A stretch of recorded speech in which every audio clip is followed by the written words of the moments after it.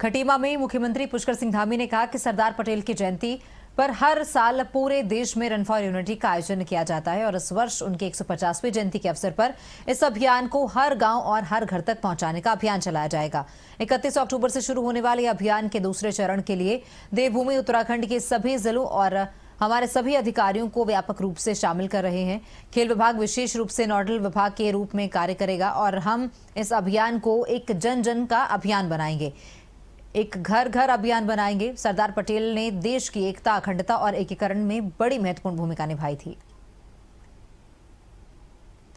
मुख्यमंत्री जी के नेतृत्व में एक भारत श्रेष्ठ भारत की परिकल्पना को लेकर रन फॉर यूनिटी पूरे देश के अंदर ये आयोजन हर वर्ष सरदार पटेल जी की जयंती पर होता है और इस वर्ष भारत सरकार ने 150वीं जयंती पर विशेष रूप से गांव-गांव, घर-घर ये अभियान चले, जन भागीदारी हो, हर प्रकार के लोग एक जन आंदोलन के रूप में इस अभियान का हिस्सा बने, विशेषकर युवा जुड़े।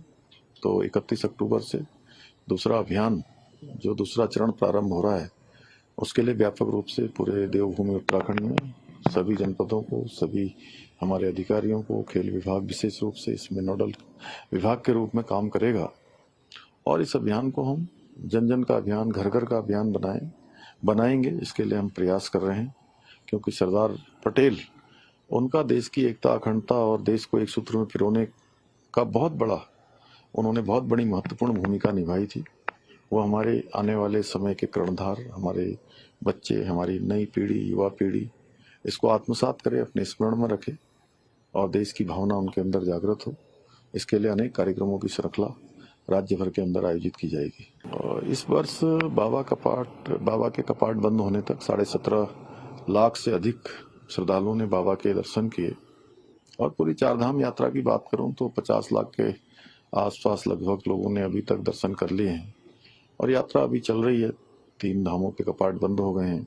बद्रीनाथ धाम के कपाट अभी 1 माह बाद बंद होंगे, तब तक यात्रा चलेगी। बड़ी संख्या में श्रद्धालु आए, तीर्थयात्री आए और हमने भी प्रयास किया है कि यात्रा अच्छी हो, सबकी यात्रा सुखद हो और सुरक्षित हो। उसके लिए एक अच्छा प्रयास राज्य की पूरी मशीनरी ने किया है।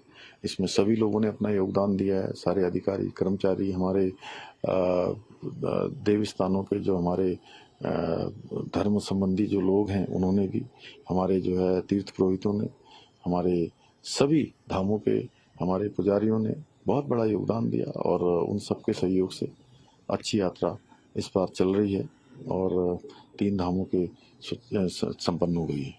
देखिए, हमारा राज्य देश का श्रेष्ठ राज्य बने, अग्रणी राज्य बने और हमारे प्रधानमंत्री श्री नरेंद्र मोदी जी के नेतृत्व में अनेक नवाचार, अनेक ऐतिहासिक निर्णय हमने उनकी प्रेरणा से यहाँ लिए हैं और आगे भी हमारा प्रयास है कि हर क्षेत्र में उत्तराखंड अग्रणी राज्य के रूप में आए। 25 साल की जो यात्रा है उससे प्रेरित होकर, उससे अनुभव लेकर हम आगे की यात्रा को और तेजी से आगे बढ़ाएं।